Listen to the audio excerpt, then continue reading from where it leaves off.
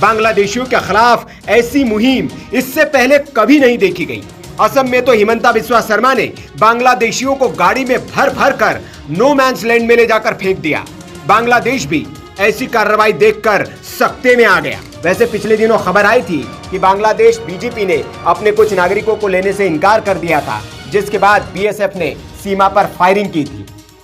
लेकिन अब बांग्लादेश भी समझ गया है कि भारत के साथ पंगा लेना उसे महंगा पड़ सकता है, इसलिए वो अपने नागरिकों को चुपचाप वापस ले रहा है। आप बड़ा मुल्क हैं, आप लीड करें हमें। India should lead Pakistan and every country in the region. आप लीड तो करें। आप कहते हैं नहीं, हमने आपको मारना है, हमने आपको मार्जिनलाइज करना है, हमने आपको फाइनेंशियली कॉम्प्रोमाइज करवाना है, हमने आपका डिफेंस में पैसे लगवाने हैं। आप तो ये कर रहे हैं, राइट? देखो 75, 76 में 71 में बांग्लादेश बना, 71 में बांग्लादेश बना, 75, 76 में आई थिंक जिसने बांग्लादेश बनाया शेख हसीना के फादर शेख मुजीबुर, शेख बंगबंधु, उन्हीं की आर्मी ने उनका मर्डर कर दिया। उन्हीं की आर्मी ने उनका मर्डर कर दिया। आई थिंक पूरे परिवार को मार दिया था। कुछ लोग बच गए थे। ये दोनों बहनें बची थी क्योंकि विदेश में थी, लेकिन बंगबंधु का मर्डर हो गया, उनका असैसिनेशन हो गया। तब क्यों नहीं पाकिस्तान ने बोला कि हमने 71 का बदला ले लिया? और ये शेख हसीना का हटना और खालिदा जिया का पावर में आना या जमाते इस्लामी का कुछ और करना, जैसे कि जमाते इस्लामी को बोला है कि now you can fight elections, ये कोई नई बात थोड़ा ना है बांग्लादेश में, ये तो 10 बार हो चुकी है। बांग्लादेश ने यानी कि मोहम्मद यूनुस ने जो टेक्सटाइल का एम्पायर था वो बांग्लादेश से निकाल कर वो हमें वापस कर दिया, जो 30 साल पहले कांग्रेस ने भारत की मिल्स को बंद कर कर बांग्लादेश को दे दिए थे। भारत के अंदर क्या हो रहा था? कांग्रेस ने प्रोटेस्ट करवाए, पॉलिसी की चेंजेस करवाई और साइलेंट सैबोटाज किया था भारत के अंदर, और पूरी की पूरी जो इंडस्ट्री थी उसको हैंडओवर कर दिया था बांग्लादेश को। आज वही सारे काम वहां पर भी प्रोटेस्ट हो रहे हैं, पॉलिसी चेंजेस की जा रही हैं और साइलेंट सैबोटाज है कि जो इंडस्ट्री पहले बांग्लादेश को दी गई अब वो बांग्लादेश से निकाल कर वो इंडस्ट्री भारत को दी जा रही है। ये इसको बड़ा हल्ला कर रहे थे, क्या नाम है इसका, यूसुफ को, यूनुस को, मोहम्मद यूनुस, कि मोहम्मद यूनुस आगे। पाकिस्तानी प्री मैच्योर सेलिब्रेशन का एक बहुत बड़ा एक कल्चर है पाकिस्तान में, प्री मैच्योरली सेलिब्रेट करते हैं। यूनुस आ गया, यूनुस आ गया, यूनुस, यही कह रहे थे तालिबान आ गया, तालिबान आ गया, अब इंडिया को मजा आएगा, राइट? अब ये कह रहे कि यूनुस आ गया, यूनुस आ गया, अब इंडिया को देखना क्या मजा चखाएंगे, क्या होगा इंडिया के साथ। यही तो स्टोरी बोल रहे थे। अब क्या हो गया? अब वही जमाते इस्लामी, वही खालिदा जिया की बीएनपी, वही फौज जिसके बेसिस पे ये लोग उछल रहे थे पाकिस्तानी, वो कह रहे निकल यहां से, पहली फुर्सत में निकल, जल्दी निकल बे वरना मारेंगे।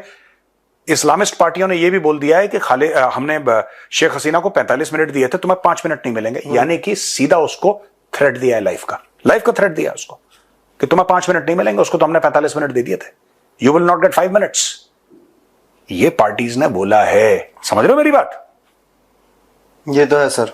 जो दूसरे आएंगे, इलेक्शन होगा, अब इलेक्शन में मोहम्मद यूनुस तो आएगा नहीं, इलेक्शन में जो भी आएगा that person has to deal with India. आप समझ रहे मेरी बात? ये मोहम्मद यूनुस ये सब इंडिया एंटी इंडिया कमेंट्स क्यों पास कर रहा है पता है आपको? Because he owes nothing to the people of Bangladesh.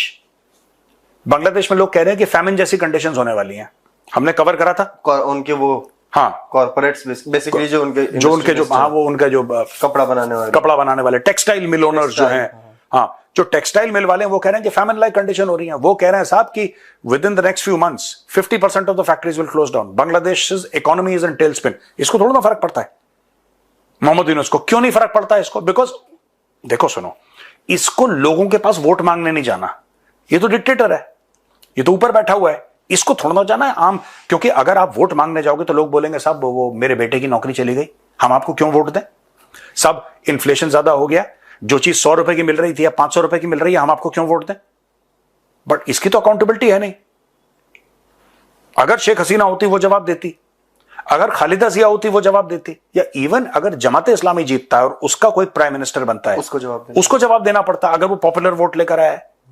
ये तो कोई पॉपुलर वोट लेकर, ये तो डिक्टेटर है। जियाउल हक ने किसी को जवाब दिया था? नहीं दिया था। परवेज मुशर्रफ ने किसी को जवाब दिया था? नहीं दिया था।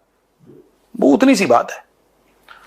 सर जमात इस्लामी का आपने जिक्र किया, तो अभी जमात इस्लामी को 12 साल बाद वहां के बांग्लादेश की सुप्रीम कोर्ट ने बोला है कि अब आप चुनाव लड़ सकते हैं।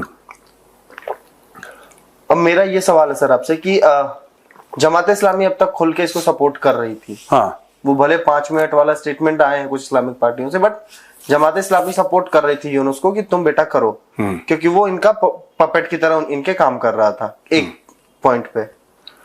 क्या अब ये सिचुएशन है कि जैसे खालिदा जिया की पार्टी है बीएनपी, वो करी कि चुनाव करवाओ, आर्मी करी चुनाव करवाओ, जमात इस्लामी भी कहेगी अब चुनाव करवाओ, क्योंकि एक पपेट को पालना जो असल में उसके 2 मास्टर अलग है जिनसे वो कंट्रोल हो रहा है, और एक अपना बंदा। देखो प्रोड्यूसर, मैं समझ गया व्हाट यू आर सेइंग।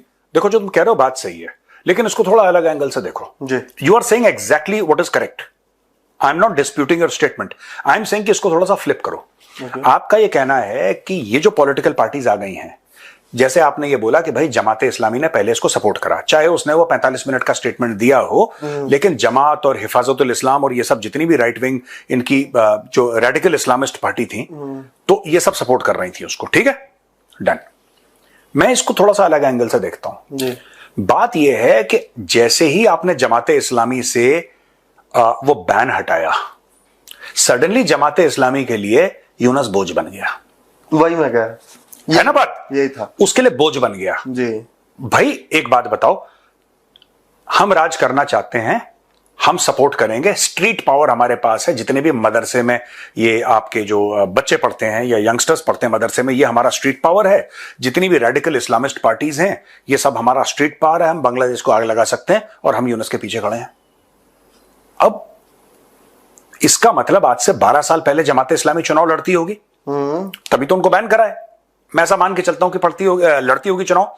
अब सुप्रीम कोर्ट ऑफ बांग्लादेश ये कहता है कि जमात इस्लामी दोबारा चुनाव लड़ सकती है। एक बार उसने बोल दिया दोबारा चुनाव लड़ सकती है, इसका मतलब then they realise that the path to power is through politics. The path to power is through politics, and when the path to power is through politics which means you are accountable to the people. भाई बांग्लादेश ने यानी कि मोहम्मद यूनुस ने जो textile का empire था वो बांग्लादेश से निकाल कर वो हमें वापस कर दिया, जो 30 साल पहले कांग्रेस ने भारत की मिल्स को बंद कर कर बांग्लादेश को दे दिए थे।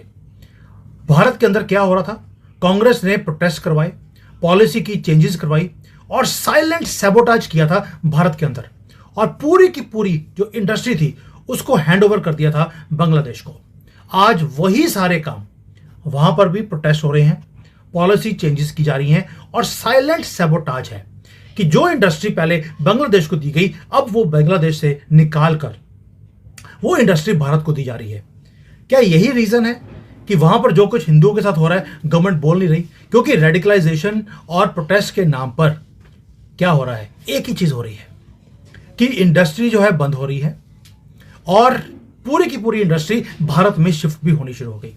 स्टोरी ड्रामेटिक लग सकती है, डेंजरस लग सकती है, डीपली डिस्टर्बिंग भी है, लेकिन सोचने की बात है क्या ऐसी पॉसिबिलिटी भी है, क्योंकि जियोपॉलिटिक्स में कोई भी चीज पॉसिबल है। अब हुआ क्या था, पहले तो देखते हैं कि कांग्रेस ने क्या किया था। थोड़ा सा रिवाइंड करते हैं 1970s और 80s में, जो उस वक्त मूवीज भी बनती थी। हमेशा टेक्सटाइल मिल का मालिक हमेशा हिंदू था, वो गद्दार था, चूसता था लोगों के पैसे, और प्रोटेस्ट दिखाए जाते थे कि टेक्सटाइल के मिल वालों ने प्रोटेस्ट कर दिया। अमिताभ बच्चन और बड़े बड़े एक्टर्स ये मूवीज बनाते थे। भारत उस वक्त ग्लोबल हब था कॉटन का और टेक्सटाइल ट्रेड का, लेकिन इंटेंशनल शिफ्ट किया गया इंडस्ट्री को। और तब गवर्नमेंट कौन थी? कांग्रेस की government. In the name of brotherhood, regional development, सारी टेक्सटाइल के कॉन्ट्रैक्ट्स और मैन्युफैक्चरिंग को ईस्ट पाकिस्तान यानी कि बांग्लादेश में शिफ्ट करवा दिया गया। बांग्लादेश ने फ्लरिश किया। पूरी की पूरी जो इंडिया का टेक्सटाइल हब था, मुंबई, अहमदाबाद, कानपुर, इवन लुधियाना, वो स्लोली बंद होना शुरू हो गया। और आयरनी क्या थी, हमने इंडस्ट्री तो बंद करी, लेकिन इस इंडस्ट्री में मैक्सिमम जो लेडीज काम करती हैं, लोग काम करते हैं, हमने वो जॉब्स, अपनी मार्केट, अपना जो हेरिटेज था, वो भी सारा कुछ हमने बांग्लादेश को दे दिया। और बांग्लादेश ने दोनों हाथों से इस इंडस्ट्री को पकड़ा और बूम किया। दुनिया का सेकंड लार्जेस्ट एक्सपोर्टर बन गया गारमेंट्स का after China. And India was left staring at its own glory. हम बोलते रहे कि हम कभी जी कॉटन किंग थे, हम टेक्सटाइल किंग थे, सब खत्म। दोस्तों, असम के मुख्यमंत्री ने 4000 बांग्लादेशियों को बाहर फेंकवा दिया है, निकलवा कर 24 घंटे में, और साफ कह दिया है कि हमारे देश में आपके बांग्लादेशियों के लिए कोई जगह नहीं है। पाकिस्तानी मीडिया का रोना धोना लगाया हुआ है कि भारत अपने देश से मुसलमानों को निकाल रहा है, लेकिन हमने कोई भी अपना नागरिक नहीं निकाल, चाहे किसी भी धर्म से हो। जो अवैध रूप से बांग्लादेशी भारत में रह रहे हैं उन्हीं को बाहर निकाला है, और ये निकलने भी चाहिए। इस तरह की वीडियो देखने के लिए हमारे चैनल को सब्सक्राइब करें। आए दिन आपको इस तरह की वीडियो देखने को मिलती रहेगी हमारे चैनल पर।